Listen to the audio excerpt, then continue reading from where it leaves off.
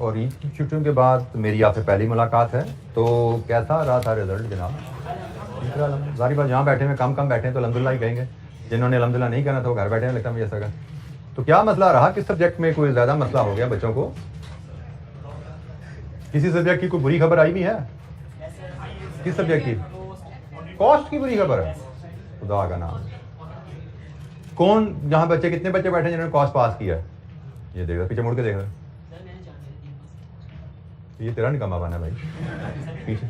मतलब मेरा एक स्टूडेंट था इसी सेशन का, मुझे इसका रिजल्ट किसी ने शेयर किया, मुझे खैर खुशगवार हैरत भी, अफसोस भी और हैरत भी। उस बच्चे के 3 पेपर दिए थे, एक ही पास था वो कॉस्ट था, और जो फेल थे उनमें एक फेलियर टैक्स का था 8 नंबर लेके वो टैक्स में फेल हुआ है, और एक पेपर में कोई 30-35 नंबर लेके फेल हुआ है, लेकिन कॉस्ट उसका भी पास हुआ है। कॉस्ट तो बहुत आसान पेपर आता है इसका बेटा। क्यों जी? पेपर बहुत आसान रहता तो कॉस्ट का, क्योंकि इस बार कॉस्ट के पेपर की आसानी की वजह यह रही कि हमने आपको तैयार किया था क्या फेड के लिए आते, पेपर आया क्या फ्री के लिए आते, तो बहुत आसान पेपर था। तो उसका पेपर पास ना होना तो मतलब इस बार बहुत ज़्यादा वॉइस भी बच्चों ने किया था, बड़ा आसान पेपर। उसकी वजह ये थी कि तैयारी आपको सब टीचर ने क्या फेड के हिसाब से करवाई थी, टफ क्वेश्चन करवाए थे, और अच्छी बात की एग्जामिनर ने उसको कैप 3 के लेवल से सेट किया, क्योंकि आप ये कैप 3 के लेवल के बच्चे दे रहे हैं जो बेसिक लेवल के बच्चे होते हैं, तो उस लिहाज से तो रिजल्ट तो क्या उसका बड़ा अच्छा इस बार रहा। तो आपको पॉइंट ऑफ वरी है, आप क्यों पास नहीं हुआ बेटा? फेल होता बेटा, 0 भी होता तो फेल ही लिखा होना था, ठीक है ना? फेल तो फेल है, 51 है, 50 है या 0 है, दो ही चीज़ें हैं भाई। 0 आ जाए तो भी फेल है, 49 आ जाए तो भी फेल है। अब ये समझ के खुश ना होते रहना 42 आए थे तो मैं बड़े आराम से पास हो जाऊंगा, इस बार आप इसको 0 समझ के तैयारी करोगे फिर पास होगे, अदरवाइज 42 के हिसाब से चले तो बात का 2-4 नंबर प्लस माइनस होकर खुदा ना खासा दोबारा भी बच्चे फेल हो जाते हैं। तो बहरहाल आप लोगों को जिनका अच्छा रिजल्ट है उनको बहुत ज़्यादा मुबारकबाद। लेकिन इस जैसे प्रोफेशन में हमें सबको पता है हम कुछ ना कुछ बच्चे फेलियर का मजा चख जाते हैं, और अक्सर इस प्रोफेशन में हम क्योंकि फर्स्ट टाइम फेलियर देखते हैं तो अक्सर बच्चों को फेलियर को मैनेज करना नहीं आता। तो आई थिंक कि हमें इस स्टेज पर थोड़ी सी 2-4 मिनट की मैं इस पॉइंट पर बात कर लूँ कि फेलियर को फेस करना इस प्रोफेशन में, जैसे मैंने कहा इवन बोर्ड के टॉपर भी आते हैं ना मैट्रिक इंटर के, वो भी यहाँ पे आके फेल होते हैं। बल्कि आई डोंट नो मैंने आपसे शेयर किया कि नहीं किया, मेरा एक सीनियर होता था, उसे 1 साल सीनियर था, सीए कर रहा था, उसने सीए फाइनल, हमारे 2 ग्रुप्स होते थे फाइनल में, आप लोगों का जैसे सीफैप है, एमएसए है, 6 पेपर प्लस 2, हमारे 2 ग्रुप्स होते थे 4+3। तो उसने ग्रुप 1 दिया गोल्ड मेडल के साथ, ग्रुप 1 उसने पास किया। अगली अटेम्प्ट में उसने ग्रुप 2 दिया, ही फेल्ड टोटल। हमारे ज़माने में होता था कि सारे सब्जेक्ट इकट्ठे पास करना जरूरी होते थे, एक सब्जेक्ट भी फेल तो पूरा ग्रुप फेल, तो उसका रिजल्ट आया फेल। उसने नेक्स्ट अटेम्प्ट में फिर दोबारा वो 3 सब्जेक्ट रिपीट किए, फिर गोल्ड मेडल के साथ पास। तो मतलब ये एक बड़ी क्लासिक एग्जांपल है कि एक आईकैप का स्टूडेंट जिसने आईकैप से गोल्ड मेडल लिया था, वो आईकैप के एग्जाम में फेल हो गया, और जिन एग्जाम में फेल हुआ उसने उसमें दोबारा गोल्ड मेडल ले लिया। तो अगर आप, और वो आजकल केपीएमजी का पार्टनर है, तो अगर आप सही तरीके से पढ़ेंगे तो आप कहां तक जा सकते हैं, और थोड़ी सी डायरेक्शन आपने दाएं बाएं की अप्रोच थोड़ी हिलाई आपने, तो आप देख सकते हैं कि आप कहां गिर सकते हैं।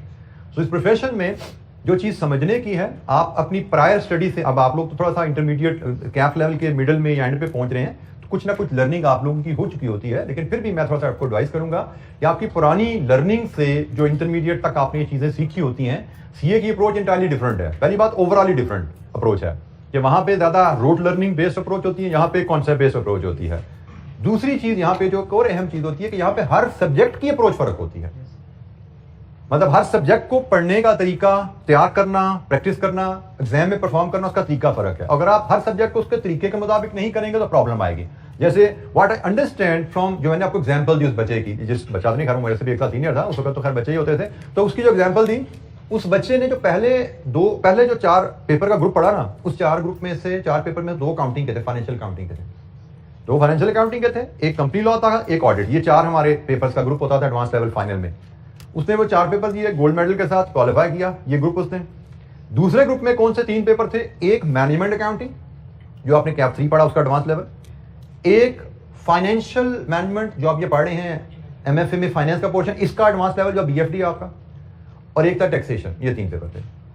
अब what I now as a teacher मैं उसको जो वैल्यूएट करता हूं कि शायद उसने जो फाइनेंशियल अकाउंटिंग के पेपर में गोल्ड मेडल के लिए तरीके सीखे थे ना, वो फाइनेंशियल अकाउंटिंग वाले तरीके उसने कॉस्ट एंड मैनेजमेंट अकाउंटिंग में और फाइनेंशियल मैनेजमेंट में लगाए।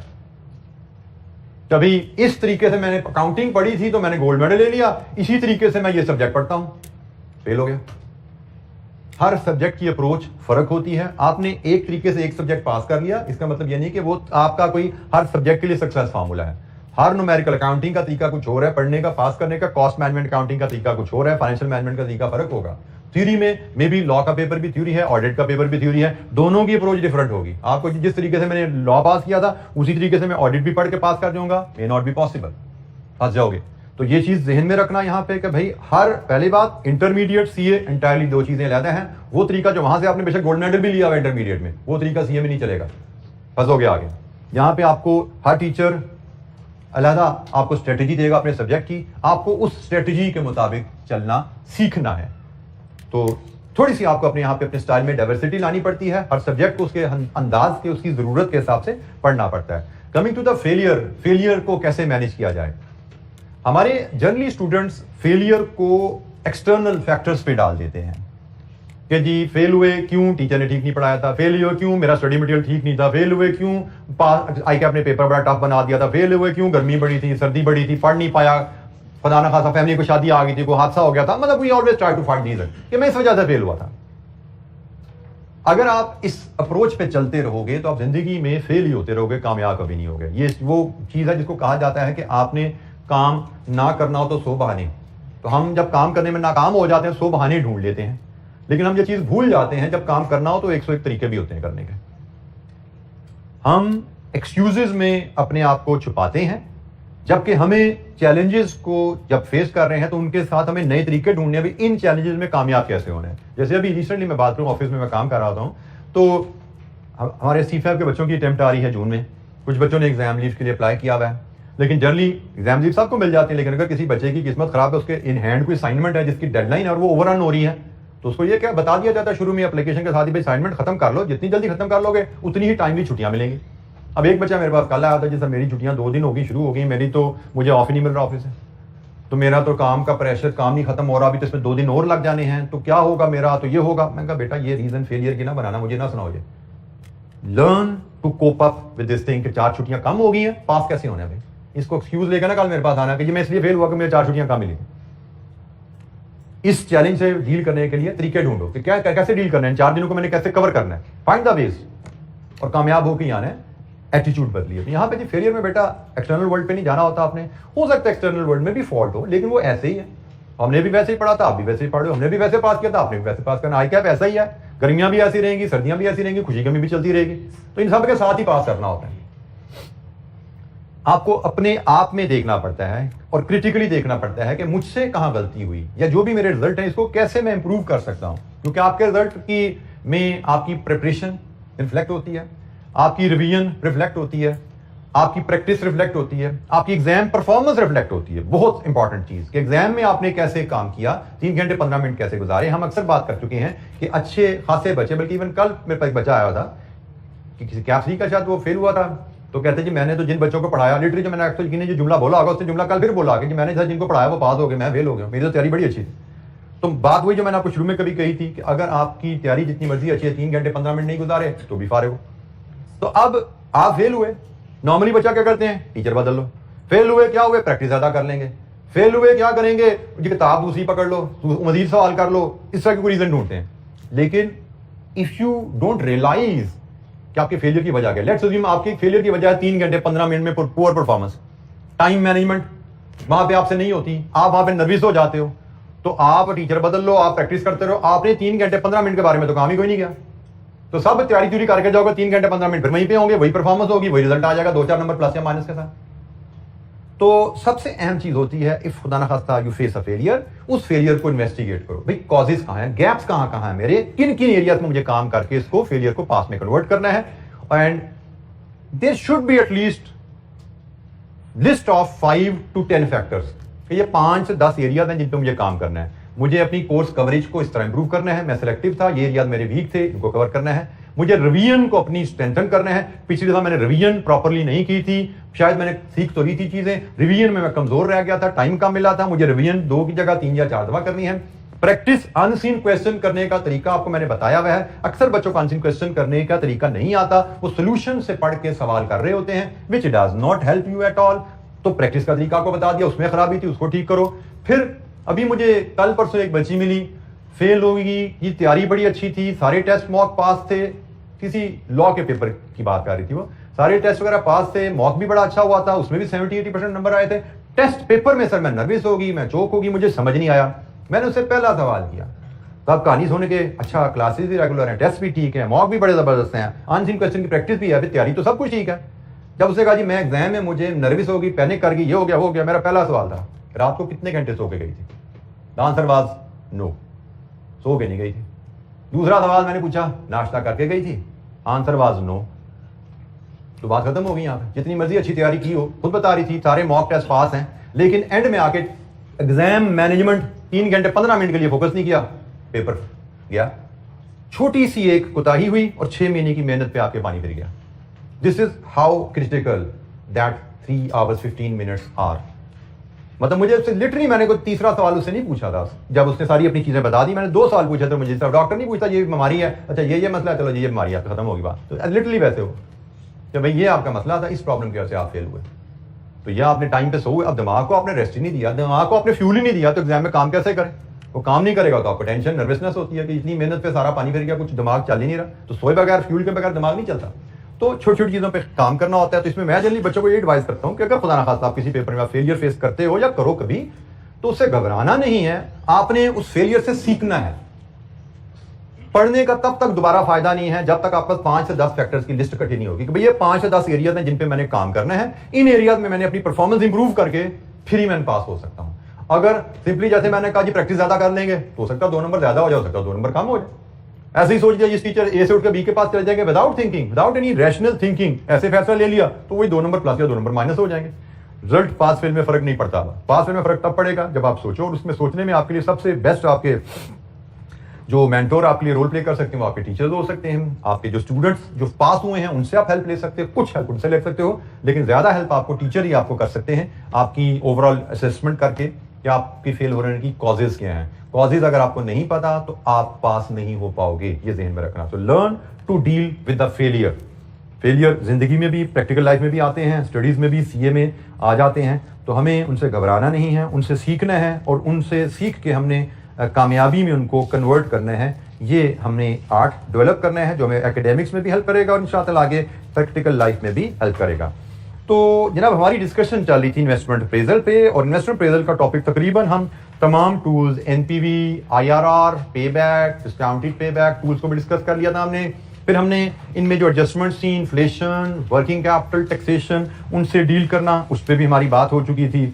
एन्युटीज, परपेचुटीज, रेलिवेंट कैश फ्लोज, इन सब को हम डिफरेंट स्टेजेस में लेक्चर में डिस्कस करते हुए हमने बल्कि 2 क्वेश्चंस भी हमने देख लिए थे। Question number 1 and question number 2 भी हम देख चुके हैं। और हमारी जो आखिरी डिस्कशन थोड़ी सी चल रही थी, that was on the concept of thinking fund.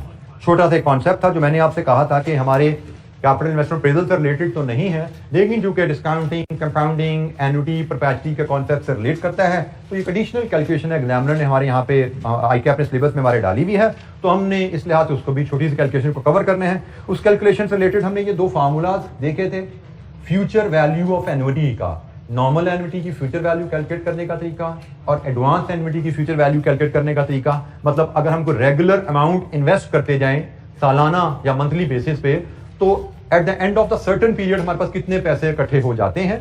अगर हम पहली इन्वेस्टमेंट साल बाद करें और पहली इन्वेस्टमेंट आज से शुरू करें तो हम कैसे फ्यूचर वैल्यू कैलकुलेट करते हैं। ये 2 फार्मूलाज हमने सीखे थे। इन फार्मूलाज के हिसाब से हमने कुछ एक्टिविटीज परफॉर्म की थी।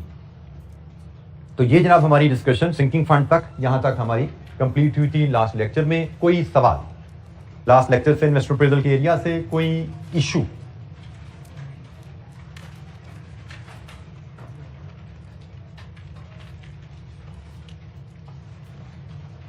अच्छा जी, एक छोटा सा कॉन्सेप्ट इक्विवेलेंट एनुअल कॉस्ट का, ईएसी का, ये भी इसी कॉन्टेक्स्ट में डिस्कशन में, थिंकिंग फंड के ही कॉन्टेक्स्ट में इसको हम यूज करते हैं। There are other uses as well. EAC का कॉन्सेप्ट क्या है कि हमने एक डिस्कशन कैलकुलेशन सीखी है कि जब हम एन्युटी को एन्युटी फैक्टर से मल्टीप्लाई करते हैं तो हमें पीवी ऑफ एन्युटी मिलती है। हम एन्युटी क्या होती है? Future annual cash flow. उसको एक कैश फ्लो को उठा के एन्युटी फैक्टर से मल्टीप्लाई करो, हमें पीवी ऑफ सीरीज मिल जाती है। इसी फंक्शन को रिवर्स ऑर्डर में भी यूज किया जा सकता है। कैसे? कि जब हम किसी प्रेजेंट वैल्यू को एन्युटी फैक्टर से डिवाइड कर दें तो हमें future cash flows, future annual cash flows मिल जाते हैं। Reverse order. दोबारा सुनो, फ्यूचर कैश फ्लोज को मल्टीप्लाई करो फैक्टर से तो पीवी आ गई, पीवी को फैक्टर से डिवाइड करो तो फ्यूचर कैश फ्लोज आ गए। फ्यूचर कैश फ्लोज गिवन है, आपसे कहा जाए एन्युटी की पीवी बताओ तो पीवी बना लो। आपको एक पीवी दे दी जाए और कहा जाए इसके फ्यूचर कैश फ्लोज बनाओ, इक्वल डिवाइड कर दो। तो एग्जांपल इसकी है, a company is considering an investment of 70,000 in a project. आज आप एक प्रोजेक्ट में 70,000 इन्वेस्ट करने का प्लान कर रहे हैं, जिस प्रोजेक्ट की लाइफ 5 साल है। What must be minimum annual cash return, future में हम सालाना कितना कमाएं from the project to earn a return of 9%। अब हमें इन्वेस्टमेंट की फिगर दी गई है, इन्वेस्टमेंट तो प्रेजेंट वैल्यू होती है ना, और हमसे मांगा क्या जा रहा है, फ्यूचर की सालाना रिटर्न, एन्युटी मांगी जा रही है। 70,000 हम इन्वेस्ट करें, 5 साल में सालाना क्या कमाएं 9% के हिसाब से। तो इसका तरीका क्या है, 70,000 को डिवाइड कर दो एन्युटी फैक्टर से। कौन सा एन्युटी फैक्टर, 9% 5 साल।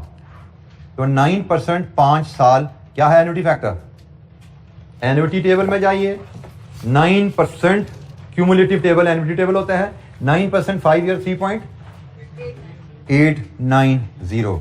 तो जनाब यहां से बताइए सालाना क्या कमाना है,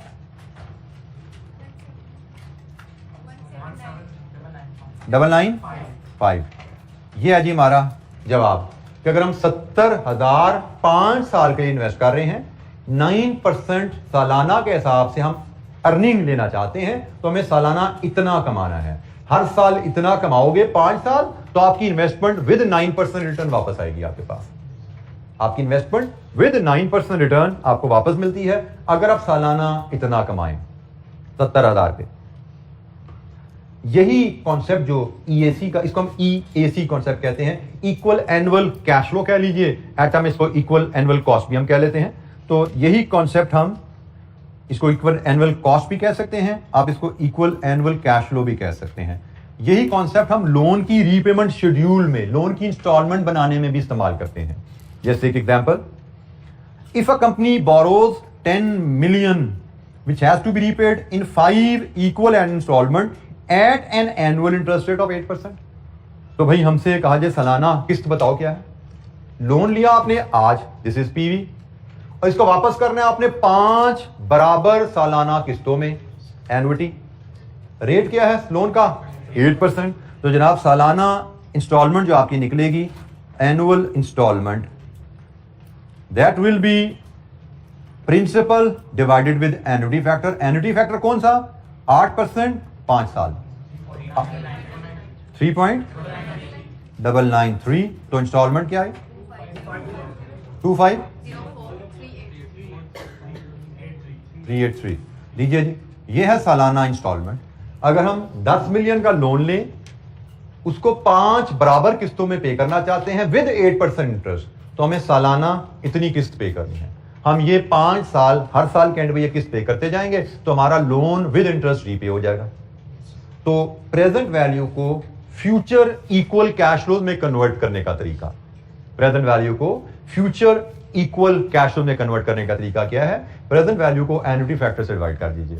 ये रिवर्स काम करता है, जैसे हम एन्युटी को एन्युटी फैक्टर से मल्टीप्लाई करके पीवी लेते हैं, पीवी को एन्युटी फैक्टर से डिवाइड करके एन्युटी बना सकते हैं, फ्यूचर एनुअल कैश फ्लोज बना सकते हैं। जी जनाब, एनी क्वेश्चन, कोई सवाल जी बेटा।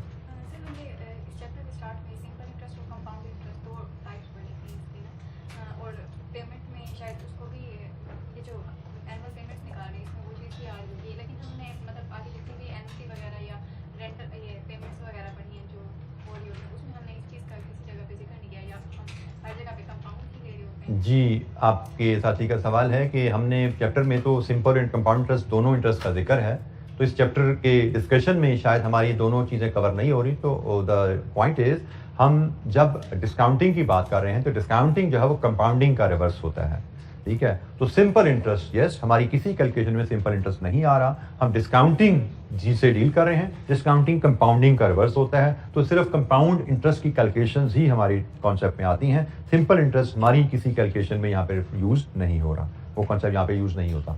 डिस्काउंटिंग कंपाउंडिंग का रिवर्स है, तो कंपाउंड इंटरेस्ट की ही बात यहाँ पे की जाती है। जी, एनी अदर क्वेश्चन, कोई और सवाल? अच्छा, अब ये जो हमने चीज सीखी है, EAC का कॉन्सेप्ट जो सीखा है, इसको हम सिंकिंग फंड के अल्टरनेटिव कॉन्सेप्ट के तौर पे भी यूज कर सकते हैं। एक हमने मैं दोबारा आपसे अगर शेयर करूं तो हमने सिंकिंग फंड में जैसे ये सवाल यहां पे देखा था कि what fixed amount must be invested. हमने एक क्वेश्चन पढ़ा था कि भाई हम इस क्वेश्चन को पढ़ें, a business wishes to start a sinking fund to meet future debt repayment of 100 million in 10 years. 10 साल बाद हमें 100 मिलियन चाहिए और हमसे पूछा गया था हमें क्या 6 मंथली इन्वेस्टमेंट करनी चाहिए कि हमारी ये फंड की रिक्वायरमेंट पूरी हो जाए। तो हमने इसको सिंकिंग फंड के फार्मूला से की मदद से एक्स डिटरमिन किया था, यही है ना। हमने यहां पे एक्स डिटरमिन कर लिया था सिंकिंग फंड के फार्मूला से। यही एक्स डिटरमिन करने का एक अल्टरनेटिव मेथड हमारे पास है ईएसी में। वही एक्स हम इस अल्टरनेटिव मेथड से निकालते हैं। इस अल्टरनेटिव मेथड में 2 स्टेप किए जाते हैं। फॉर एग्जांपल डाटा आपके सामने अगर हम पढ़ें, a man wishes to invest equal annual amount so that he accumulates 5 million by the end of 10 years. The annual interest rate available for investment is 6%. What equal annual amount should be set aside? हमारे पास एक तरीका तो formula है, formula अगर आप दोबारा लाओ, पहले हम इसको फार्मूले से कर लेते हैं, फिर हम आते हैं। तो हमने जो फार्मूला पढ़ा हुआ है, इस फार्मूले के मुताबिक SN is equal to X 1 plus I raised to power N minus 1 over I।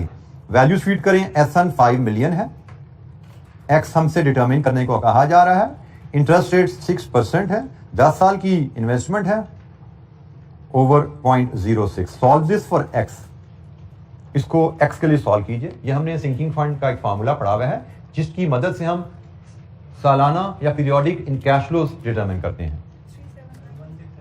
जी 379 339, ये जी हमारे पास 340, ये जी हमारे पास सालाना इन्वेस्टमेंट अगर हम करें तो हमारे पास 5 मिलियन की अमाउंट पूरी हो जाएगी। अब इसका अल्टरनेटिव मेथड ईएसी की तरीके से कैसे आता है? 2 स्टेप में काम करते हैं। पहले स्टेप में आप present value of amount required in 10 years calculate कर लीजिए। आपको 10 साल बाद 5 मिलियन चाहिए, इसकी PV 1/1 + r raised to power n, ये फार्मूला है, तो इसकी पीवी ले लीजिए। और दूसरे स्टेप में आप इक्विवेलेंट एनुअल कैश फ्लो बना लीजिए। कैसे? इसकी पीवी को एनुटी फैक्टर से डिवाइड कर दीजिए। तो आप देख सकते हैं सेम वही value subject to minor rounding off difference आपके पास आ गई। तो ये एक अल्टरनेटिव मेथड है। ईएसी का कॉन्सेप्ट अगर आपके पास है तो आप यही एनुअल कैलकुलेशन 2 स्टेप में आप इस तरीके से भी ले सकते हो। ये फार्मूला याद होना आपको जरूरी नहीं। सिंकिंग फंड का फार्मूला याद है तो आप इस तरीके से सालाना कंट्रीब्यूशन निकाल लो।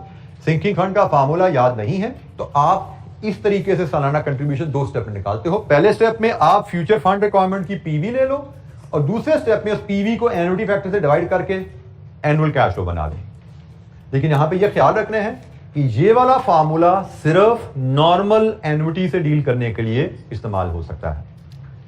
हमारे पास यहां पे 2 फार्मूला है, एक नॉर्मल एन्युटी का, एक एडवांस एन्युटी का। तो एडवांस एन्युटी के लिए अल्टरनेटिव में ये फार्मूला इस्तेमाल नहीं होगा, नोट कर लीजिएगा। ये फार्मूला सिर्फ नॉर्मल एन्युटी के केस में अल्टरनेटिव के तौर पे अवेलेबल है।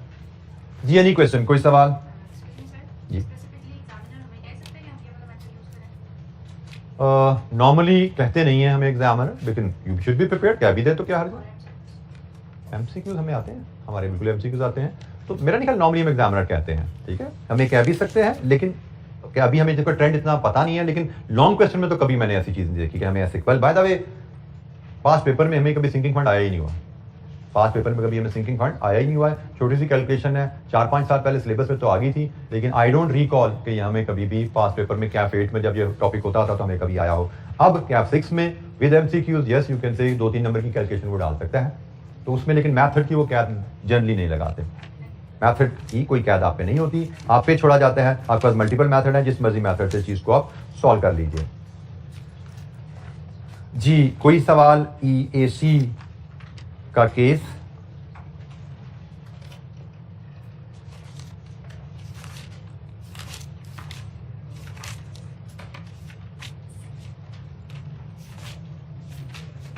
अच्छा जी, अब हमें पास्ट पेपर क्वेश्चन चैप्टर हमारा कंप्लीट है। अब हम पास्ट पेपर क्वेश्चंस पे बात करेंगे और पहला सवाल 2 क्वेश्चन हम ऑलरेडी कर चुके हैं।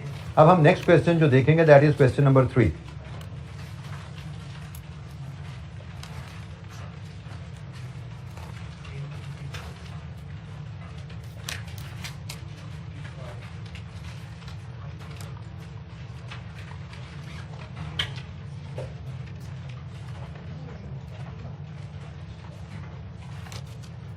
क्वेश्चन नंबर 3 हमारे पास है पेज 54 पे।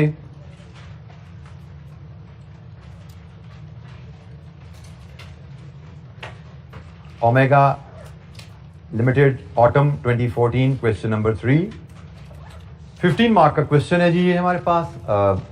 Calculate net present value of the project assuming that unless told otherwise specified all cash inflows outflows would arise at the end of the year. Ignore taxation. तो सवाल में taxation तो नहीं है, ये उसने हमें पहले बता दिया। Let's read the question. Omega Limited is sole distributor of goods produced by ABC Limited, which is a leading brand in the international market. OL is now planning to establish a factory in collaboration with ABC Limited. The factory would be established on a land which was purchased at a cost of 20 million in 2005. The existing market value of the land is rupees 40 million. The cost of the factory building and plant is estimated at rupees 30 million and rupees 100 million respectively. The factory will produce goods which are presently supplied by ABC Limited. The sale of the first year of the production is estimated at rupees 300 million. The existing profit margin is 20% on the sales. As a result of own production, cost per unit would decrease by 10%. मतलब profit margin आपका बदल जाएगा. The sale price and the cost of production per unit excluding depreciation are expected to increase by 10% and 8% respectively. Following further information is available. ABC Limited would assist in setting up the factory for which it would be paid an amount of 10 million at the time of signing the agreement. ABC जिसकी products बनाने के लिए आपने factory लगानी है वो आपको factory बनाने में असिस्ट भी करेगी जिसकी कॉस्ट आपको 10 मिलियन उसको पे करनी है। In addition, ABC Limited would be paid a royalty equal to 3% of sale. The factory building and installation of plant would be completed and commercial production would start 1 year after signing the agreement. आज agreement sign करते हो अगर 1 साल लगेगा factory building और plant लगने में और उसके 1 साल बाद प्रोडक्शन स्टार्ट होगी। 50% of the cost of the plant would be financed through 5-year loan with interest payable annually at 10% per annum. Principal would be repaid at the end of the 5th year. A working capital injection of 15 million would be required at the commencement of the commercial production. OL charges depreciation on factory building and plant under straight line method. OL uses a 5-year project appraisal period. The residual value of the factory building and plant after 5 years is estimated at 50% and 10% of the cost respectively. The market value of the land after 5 years is estimated at 70 million. OL's cost of capital is 12%. अच्छा जी, हमें project की पूरी एक कहानी दी गई है। यहाँ पे एक बड़ा कॉमन मुझे एक और भी चीज़ जो फीडबैक बच्चों से मिलती रहती है पेपर्स के बाद, अक्सर इश्यूज बच्चे लेके आते हैं कि या अगर इवन अभी भी पढ़ते हुए बच्चों को दिक्कत आ रही है तो पूछ रहे होते हैं जी सवाल पढ़ के कुछ समझ नहीं आती। तो बेटा सवाल अगर एक दफ़ा पढ़ के आप सोचते हो आपको समझ आ जाएगी तो ये आपकी गलती है। एक दफ़ा पढ़ के सवाल समझ नहीं आती, ये आपको पता होना चाहिए। तो इस पर आपको परेशान होने की जरूरत नहीं है कि समझ नहीं आ रही तो खुदा न खासा आप में खराबी है। ये ह्यूमन हमारी नेचर है, उसका तकाजा है कि एक दफ़ा में हमें अनसीन चीज़ समझ नहीं आती। मुझे जो इसको सब्जेक्ट से डील करते हुए 27 साल हो गए हैं, मुझे एक दफ़ा पढ़ के सवाल इतना समझ नहीं आता कि मैं इसको कर सकूं। जितना लंबा सवाल होगा, जितना मुश्किल सवाल होगा, उतना ज़्यादा टाइम चाहिए उसको समझने के लिए, उतनी ज़्यादा रीडिंग चाहिए उसको समझने के लिए। और मैं आपको फिर याद करा दूं, मैंने आपको कहा है कि आप लोगों का टारगेट है कि एग्जाम तक पहुंचते हुए आप इतनी एक्सपर्ट हो जाएं कि आपको 3 दफ़ा में सवाल समझ आ जाए। एग्जाम में पहुंचने तक का टारगेट है। इसका मतलब आज जब आप स्टूडेंट हैं, पहली दफ़ा टॉपिक सीख रहे हैं, फर्स्ट रिवीजन कर रहे हैं, तो शायद आपको 4 या 5 दफ़ा पढ़ना पड़ेगा सवाल अच्छा अटेम्प्ट करने के लिए। With revision with experience exam तक पहुंचते पहुंचते 2-3 दफ़े में आपको चीज़ें समझ आनी शुरू हो जाएंगी। लेकिन 3 में भी पढ़ के समझ आ रही हैं, अच्छी तरह खाका सोल्यूशन का दिमाग में आ गया है, you should be more than happy. क्योंकि सवाल पढ़ते हुए हम खाका बनाते जा रहे होते हैं, कॉलम क्या होंगे, रोज क्या होंगे, किसको किससे ज़रब देंगे, ये सारी चीज़ें दिमाग में कैलकुलेशन परफॉर्म करते जा रहे होते हैं। और जब हम 3 दफ़ा सवाल पढ़ते हैं तो सोल्यूशन हमारे दिमाग में फीड हो चुका होता है, फिर उसको सिर्फ दिमाग से हमने प्रिंट करना होता है पेज पे with the help of calculator. तो ये हमारी क्वेश्चन अटेम्प्ट करने की स्ट्रेटेजी यही रहती है कि अपफ्रंट हम अच्छी तरह सवाल को समझ के पढ़ते हैं, और जब समझ आ जाता है, सोल्यूशन दिमाग में डिजाइन हो जाता है, फिर हम पेपर पे लाते हैं और उसमें हमें ज़्यादा टाइम नहीं लगता। तो जनाब हम यहाँ पे इन्वेस्टमेंट अप्रेजल का एक क्वेश्चन है जिसमें हमें जो बताया गया है कि हमने आज कॉन्ट्रैक्ट साइन करना है और आज हमारी बिल्डिंग बननी शुरू होगी। बिल्डिंग बनने में, प्लांट लगने में 1 साल लग जाएगा। 1 साल बाद हम प्रोडक्शन शुरू करेंगे और उसके बाद फिर 5 साल प्लांट चलाएंगे। अगर आपको timeline, assumptions about timing of cash flows पता है तो आज से लेके 1 तक के गैप, 1 तक 0 भी गुजर गया, 1 भी गुजर गया, फिर प्रोडक्शन स्टार्ट हुई। इसका मतलब प्रोडक्शन हमारी दूसरे साल में शुरू हो रही है। सही है, प्रोडक्शन दूसरे साल में शुरू हो रही है, फिर 5 साल हमने चलना है। इसका मतलब 2, 3, 4, 5, 6 तक जाएगा हमारा कारोबार। 0 से हम शुरू करेंगे, 6 तक हमारे कैश फ्लोज फैलेंगे। तो सबसे पहली चीज आपको यही डिसाइड करनी होती है कि हमारा फॉर्मेट में कितने कॉलम, कितने रोज आने वाले हैं। तो क्वेश्चन नंबर 3 में हमने जो यहां पे चीज देखी कि हम 0 से 6 तक जा रहे हैं डाटा लेके।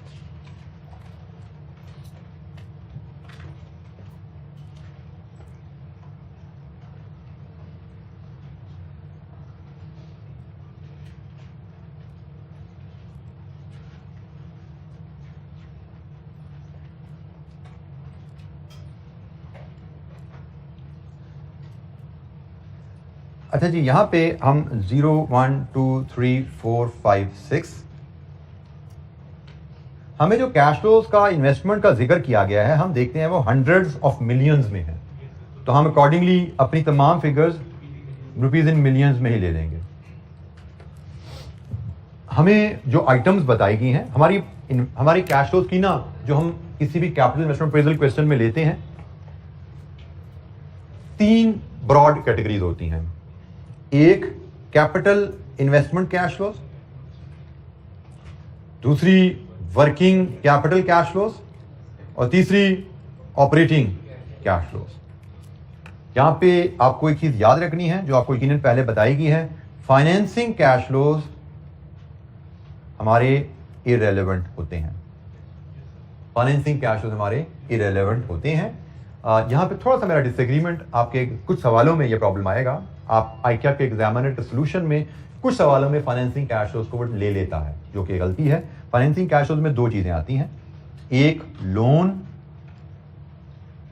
के प्रिंसिपल के कैश फ्लोज और दूसरा लोन के इंटरेस्ट के कैश फ्लोज। ये दोनों आपके फाइनेंसिंग कैश फ्लोज कहलाते हैं और ये दोनों आपके लिए रेलेवेंट नहीं होते। आप इन दोनों को अपनी कैलकुलेशन में शामिल नहीं करना होता। जैसे इस क्वेश्चन में उसने जिक्र किया हुआ है, आपने लोन लेके प्रोजेक्ट करना है और लोन आपने 5 साल बाद रीपे करना है, उस पर 10% सालाना इंटरेस्ट भी पे करना है, ये सब बताया ना उसने। लेकिन आपने ना लोन की वसूली डालनी है, ना लोन पे इंटरेस्ट शो करना है, ना लोन की रीपेमेंट डालनी है। ये तीनों फाइनेंसिंग कैश फ्लोज हैं। फाइनेंसिंग कैश फ्लोज आपके इन्वेस्टमेंट अप्रेजल में नहीं आते। इन्वेस्टमेंट अप्रेजल में सिर्फ आपके investing and operating cash flows आते हैं। ये सारी terms you should be familiar by now. Cash flows का अगर आप टॉपिक आप देख चुके हैं, लेकिन अगर नहीं भी देखा तो इन्वेस्टमेंट के कैश फ्लोज और ऑपरेशंस के कैश फ्लोज लेते हैं। फाइनेंसिंग के कैश फ्लोज हमारे स्कोप में इन्वेस्टमेंट अप्रेजल में नहीं आते। तो जनाब इसके मुताबिक अब हम अपनी आइटम्स जरा आइडेंटिफाई करते हैं। तो सवाल में हमें जो कैपिटल इन्वेस्टमेंट से रिलेटेड 3 हेड्स का जिक्र है, एक लैंड, एक बिल्डिंग और एक प्लांट। तो हम इन तीनों को डिफरेंट हेड्स में डील करेंगे क्योंकि तीनों की वैल्यूज अलग-अलग हैं, तीनों की रेजिडुअल वैल्यू का जिक्र अलग-अलग है, तीनों को अलग-अलग डील करेंगे। फिर वर्किंग कैपिटल कैश फ्लोज का जिक्र है और फिर नेट ऑपरेटिंग कैश फ्लोज का जिक्र है। तो हम इसी अंदाज में इनको लेके चलेंगे। टैक्सेशन नहीं है तो वो आइटम हम यहाँ पे नहीं डालेंगे। यहां से हमें नेट प्रोजेक्ट कैश फ्लोज मिलते हैं और हमने जो सीखा हुआ है एनपीवी मेथड में, प्रोजेक्ट कैश फ्लोज को कॉस्ट ऑफ कैपिटल पे डिस्काउंट किया जाता है, जो कि हमें यहाँ पे गिवन है 12%, देन प्रेजेंट वैल्यू और फिर नेट प्रेजेंट वैल्यू। आपको मैं फिर याद करा दूं, हमारे हर क्वेश्चन में जो मार्क्स हैं वो स्टेप वाइज मार्क्स होते हैं। हमसे यहां पे कहा गया है कैलकुलेट एनपीवी, हमारी रिक्वायरमेंट एनपीवी कैलकुलेशन की है। और एनपीवी कैसे आती है? कैश फ्लोज अगर हमारे पास हो 12% पे डिस्काउंट करें, पीवी एनपीवी हम ले सकते हैं। और हमारी जो टोटल इस क्वेश्चन के 15 मार्क्स हैं, हर स्टेप के ऊपर नंबर पड़े हैं। लैंड के कैश फ्लो डाल करोगे मे बी 1 नंबर, बिल्डिंग के कैश फ्लो डालोगे मे बी 1 या 2 नंबर, प्लांट के कैश फ्लो डालोगे 1 या 2 number, operating cash working capital cash flow डालोगे 1 या 2 नंबर। ऑपरेटिंग कैश को हम वर्किंग से लेके आएंगे क्योंकि इसमें रेवेन्यू भी है, इसमें कॉस्ट भी है, तो रेवेन्यू कैलकुलेट करने के ज्यादा 1-2 नंबर है, कॉस्ट कैलकुलेट करने के ज्यादा 1-2 नंबर होंगे। ठीक हो गया? हर स्टेप पे में नंबर मिलते जाएंगे। फिर ऊपर क्या ठीक किया क्या गलत किया, नंबर मिलते जाएंगे, सही के गलत के नंबर नहीं मिलेंगे। यहां से आगे लाता कहानी है। 12% रेट आपने सही सिलेक्ट किया क्योंकि क्वेश्चन में एक और रेट भी गिवन है ना 10%। तो अगर आपने 12% रेट सही सिलेक्ट कर लिया 1 नंबर, 12% के फैक्टर टेबल से ठीक लिख दिए 1 और number. Whatever cash flows are उनको इस रेट से मल्टीप्लाई करके एनपीवी निकाल दी है, अगेन 2 नंबर। ऊपर अगर आपको कॉन्सेप्ट कुछ भी नहीं आता तो उसका मतलब ये नहीं कि कुछ नहीं कर सकते हम। 12% लिखोगे डिस्काउंट फैक्टर 1 नंबर लोगे, फैक्टर डालोगे 1 नंबर और लोगे। ये वैल्यू सारी अज्यूम कर लो, कुछ नहीं आता ऊपर आपको, सारी वैल्यू अज्यूम कर लो, मल्टीप्लाई करो 2 नंबर और ले लो। तो कुछ भी नहीं आता सवाल में तो भी 4 नंबर लेके जाते हो आगे। This is how scoring marks are is in the exam. सवाल को उसने एनपीवी कहा तो एनपीवी निकाल के दिखा दो उसको। अब एनपीवी सवाल को पढ़ते हुए फॉर्मेट तो हम बना पाते हैं, भाई इस तरह का फॉर्मेट बनना है जिससे हमारी एनपीवी आनी है। तो अब जो चीजें समझ आ रही हैं डालते जाओ, जो चीजें समझ नहीं आ रही उन पे टाइम दाया नहीं करना। This is the art. हमारा मसला क्या होता है, हम हर चीज परफेक्ट करने के चक्कर में पड़ते हैं और ये भूल जाते हैं कभी बिल्डिंग के कैश फ्लोज तो 1 नंबर के हैं, समझ आ रही है तो 1 मिनट में 2 मिनट में कर दो, नहीं समझ आ रही तो मट्टी डालो आगे, चलो आगे बड़े नंबर पड़े हमारे पास। तो हम जो फंसते हैं बच्चे जो कहते हैं जी टाइम मैनेज नहीं हुआ, टाइम क्यों मैनेज नहीं होता? सिर्फ इस वजह से कि 1 नंबर की एंट्री नहीं आती, उस पर फंस के 10-15 मिनट जाया कर देते हैं और एंड में जाके 20 नंबर का सवाल छूट जाता है। इसी तरह चलते चलते टाइम जाया करते करते। तो ये चीज जहन में अभी से बैठाइए कि भाई हमें एग्जाम में परफेक्ट सॉल्यूशंस आते हैं सो बिस्मिल्लाह कीजिए, नहीं आते तो परेशानी नहीं है क्योंकि परफेक्ट सॉल्यूशन का मतलब 100/100 है। तो हमें तो पास होना है भाई, तो पास तो 55, 60, 70 नंबर हम सिक्योर कर ले, we are more than happy. तो 20, 25, 30, 35 की गलतियां हो जाए, 20, 25, 30, 35 की assumption ले लें, वी डोंट बॉदर, हमें कोई इशू नहीं है, हम फिर भी पास होते हैं आराम से। तो कभी भी सवाल में कोई चीज कोई स्टेप कोई चीज समझ नहीं आ रही तो उसका मतलब ये नहीं कि हम कुछ नहीं कर सकते, इसका मतलब है 2 नंबर गए, 4 नंबर गए, 6 नंबर गए, कोई बात, we can lose 50 and still we can pass.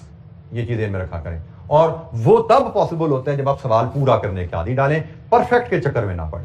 Paper पूरा, हर सवाल पूरा करना है, पेपर पूरा करना है, बीच में गलतियां होंगी तो कोई बात नहीं। कभी भी सवाल गलत या सही नहीं होता, सवाल में कुछ स्टेप्स सही या गलत होते हैं, कुछ सही होगा कुछ गलत होगा। कभी ये ना सोचे मेरा सवाल गलत हो गया, अनलेस अगर तो बिल्कुल ये प्रिपेयर्ड नहीं हो आप फिर तो सवाल भी गलत करोगे आप। लेकिन एक एवरेजली प्रिपेयर्ड बच्चा अगर नियत से सवाल हल करेगा, कंप्लीट करेगा, कुछ ठीक होंगी कुछ गलत होंगी, ट्रीटमेंट कुछ ना कुछ नंबर मिलते हैं। कहीं 70% नंबर मिलेंगे, कहीं 60% मिलेंगे, कहीं 40% मिलेंगे, कहीं 80% मिलेंगे, किसी में 100% भी मिल जाएंगे। एग्रीगेट आपका 55, 60, 65 बन जाता है आराम से अगर आपने पेपर पूरा किया होगा। और इस चीज की मैंने आपको पहले कहा, फिर रिमाइंड करा दो स्टेज पे क्योंकि अभी आप लोग रिजल्ट आए हैं। ये 8 सबसे मुश्किल है, पेपर को कंप्लीट करना, क्वेश्चन को कंप्लीट करना असम्पशंस लेके, क्योंकि हमें बचपन से इसकी आदत नहीं होती। बचपन से हमें आदत है सोल्यूशन देकर सवाल पूरा करना, जहां फंसो सोल्यूशन देखो पूरा करना। तो हमें आदत ही नहीं है कि हम असम्पशन लेके आगे चलें, और जब हमें आदत नहीं है तो एग्जाम में हमारी वो काम पे टांगती हैं ये करते हुए। ये बच्चों के वर्ड हैं, लिटरली बच्चे कहते हैं हमसे असम्पशन नहीं ली जाती, हमसे असम्पशन लेके आगे नहीं चला जाता, फंस जाते हैं हम, क्योंकि जिंदगी में कभी ये काम किया नहीं है, घर पे भी कभी नहीं किया, एग्जाम में भी, टेस्ट में भी कभी नहीं किया, तो एग्जाम में फिर होता नहीं है। बेशक आपको पता है आप नहीं चल पाते। ये सबसे मुश्किल हैबिट टू अडॉप्ट है। मैं बार बार आपको पहले भी बताया, फिर बोल रहा हूं, तो घर पे इसीलिए मैं कहता हूं जब आप प्रैक्टिस करो तो प्रैक्टिस करते हुए इस आदत से सवाल करो। सोल्यूशन आपके पास है, फॉरगेट अबाउट इट। हमारा काम सोल्यूशन को छापना नहीं है, हमारा काम है ये स्किल डेवलप करना कि सवाल जितना आता है उतना करके कंप्लीट किया जाए, जितना नहीं आता असम्पशन लेके फिल इन द ब्लैंक्स करना। ये आर्ट हमने डेवलप करना है। जब कर लो फिर सोल्यूशन से देख लो भी कहां फंसे थे, कैसे करना चाहिए था, अगली दफा वो ट्रीटमेंट कर लेना, सीखते जाओगे। स्कोर रेट आपका 50 से 60, 60 से 70, 80, 90% पे जाता जाएगा। एग्जाम तक जाते जाते हम कई सवाल 100% कर रहे होंगे, ठीक, लेकिन आहिस्ता आहिस्ता डेवलप करेंगे, सोल्यूशन देकर सवाल नहीं करना। अच्छा जी, लैंड की कहानी सबसे पहले शुरू करते हैं। सवाल हम कंप्लीट तो नहीं करेंगे लेकिन जितना हम कर पाते हैं आज देखते हैं। लैंड की कहानी क्या है? उसने कहा जी लैंड आपने खरीदी थी कब? 2005 में 20 मिलियन की। क्या यह 20 मिलियन रेलेवेंट है? पास्ट, तो माजी में पे किया था। अब इसका हमसे क्या ताल्लुक? 20 million is not a relevant figure. Existing market value, आज इस कीमत, इस लैंड की कीमत 40 मिलियन है। यस, दिस बिकम्स रेलेवेंट कि अगर मैं इस लैंड पे फैक्ट्री लगा दूंगा तो मेरे 40 मिलियन इन्वेस्ट हो गए, ब्लॉक हो गए। अगर ये फैक्ट्री नहीं लगाता तो ये लैंड में बेचकर 40 मिलियन कमा सकता हूं ना। तो ये फैक्ट्री लगाऊंगा तो लैंड में मेरे 40 मिलियन रुकते हैं, 20 मिलियन नहीं रुके, 40 मिलियन रुकते हैं। 20 मिलियन तो पास है, दैट इज इरेलेवेंट। तो जनाब अगर आज मैं फैक्ट्री लगाने का फैसला करता हूं तो जनाब आज मेरा लैंड में 40 मिलियन की इन्वेस्टमेंट होती है। हम मिलियन में जब फिगर लेते हैं तो 2 डेसिमल में शो करते हैं। और इसी के साथ अगर मैं लिंक कर दूं एक और जुमला जो उसने हमें कहीं एंड में बताया था, मेरे जहन में रह गया, ये आखिरी सेकंड लास्ट बुलेट, कि जब 5 साल बाद फैक्ट्री हमारी बंद होगी तो लैंड 70 मिलियन की बिकेगी। तो आज अगर मैं फैक्ट्री लगाता हूं तो फैक्ट्री लगाने की वजह से मैं 40 मिलियन फोरगो कर रहा हूं, और फैक्ट्री बंद करने के बाद जब मेरा बिजनेस खत्म होगा यहां पे जाके तो ये 70 मिलियन मुझे देंगे। यहां से मुझे 70 मिलियन का इनफ्लो आएगा। ये गालिबन आधा आधा नंबर, एक एक नंबर हमें यहां पे मिलना शुरू हो गया जैसे जैसे वैल्यूज डालते जाएंगे। बिल्डिंग की बात करें, हमें कहा गया है कि बिल्डिंग के लिए हमें cost of factory building is 30 million. Plant की 100 मिलियन है, लेकिन फैक्ट्री की बिल्डिंग की बात करें 30 मिलियन है। और इसके बारे में उसने मजीद जो कहा है कि इस एबीसी ने बिल्डिंग बनाने में मदद करनी है, और 10 मिलियन हमने एबीसी को at the time of signing off agreement देना है। और factory building and installation of plant would be completed in 1 year. Building पे टोटल लगने हैं 30 मिलियन, प्लांट पे टोटल लगने हैं 100 मिलियन। बिल्डिंग का 10 मिलियन हमने कॉन्ट्रैक्ट साइनिंग पे देना है, और बिल्डिंग और प्लांट ने 1 साल में कंप्लीट होना है। इस इंफॉर्मेशन के मुताबिक हम अगर कैश फ्लो बनाएं तो बिल्डिंग पे लगने हैं टोटल 30 मिलियन, जिसमें से 10 मिलियन साइनिंग पे करने हैं, और बिल्डिंग को कंप्लीट होने में 1 साल लगना है। इसका मतलब साइनिंग पे 10 मिलियन पे किए तो 0 से लेकर 1 तक 1 साल जो गुजरा, बाकी 20 मिलियन ड्यूरिंग दिस ईयर पे होने हैं। और हमने क्या सीखा है? ड्यूरिंग द ईयर जो पैसा पे होता है वो ईयर एंड पे शो होता है। प्लांट पहले साल में 0 से 1 के दौरान लगना है, और प्लांट पे कितना खर्चा लाना है? 100 मिलियन। तो पहले साल के दौरान खर्चा प्लांट पे 100 मिलियन आने हैं, 1 पे इसको पेमेंट शो करें। तो ये जरा आधा आधा नंबर और मिलता गया भाई। यहां पे हर वैल्यू को लिखने पे हम कोई ना कोई स्कोर कर रहे हैं नंबर। बिल्डिंग पे टोटल 30 मिलियन है, 10 मिलियन साइनिंग पे, और बिल्डिंग 1 साल में कंप्लीट होनी है। तो इसका मतलब बाकी 20 मिलियन ड्यूरिंग द ईयर पूरे साल में खर्चा आएगा। प्लांट उसने कहा जी 1 साल में लगना है, तो 1 साल में लगना है तो आज तक खर्चा शुरू होगा, 1 साल तक खर्चा जो आएगा हमारी assumption है साल के एंड पे जाएगी। वो अगर वैसे बाद आवे हमारी assumption ना भी होती, इसने रिक्वायरमेंट में लिखा हुआ है, उसने लिखा हुआ है कि अनलेस अदरवाइज स्पेसिफाइड, जिस साल का कैश फ्लो है उस साल के एंड पे समझो। तो प्लांट पहले साल में लगने हैं तो पहले साल के एंड पे हम समझेंगे सारी पेमेंट इकट्ठी जाएगी। अच्छा, इसके साथ जब हम कैपिटल कैश फ्लो देख ही रहे हैं तो हम इसके साथ की इसकी ही डिस्पोजल वैल्यू भी ट्रीट कर देते हैं। वो हमें मिल रही है जी, यहां पे ये आ रही है। उसने कहा जी प्लांट बिल्डिंग जो बिके, residual value of the building 50% और residual value of the plant 10% of cost. Building 50% of the cost, building की कॉस्ट कितनी है? 30। तो रेजिडुअल वैल्यू बिल्डिंग की है जी 30 का 50%।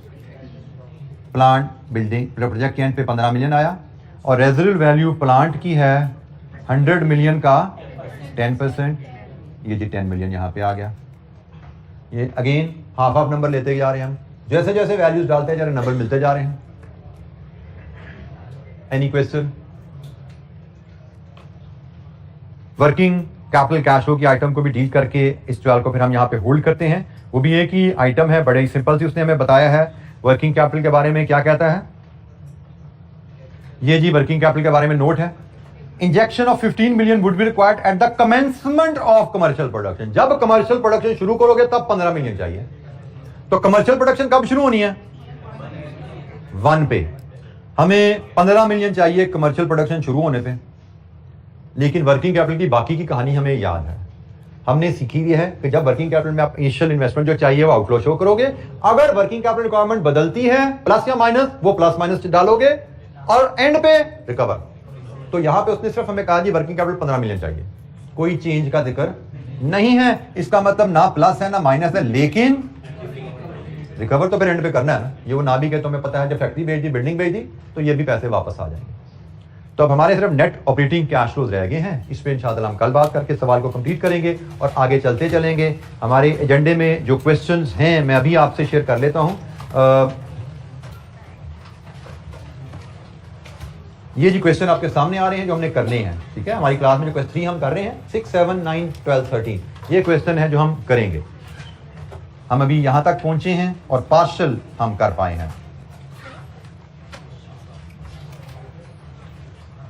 बाकी इंशाल्लाह कल कंप्लीट करेंगे और नेक्स्ट क्वेश्चन पे भी जाएंगे। आज के लिए इतना ही। Thank you very much. अस्सलाम वालेकुम।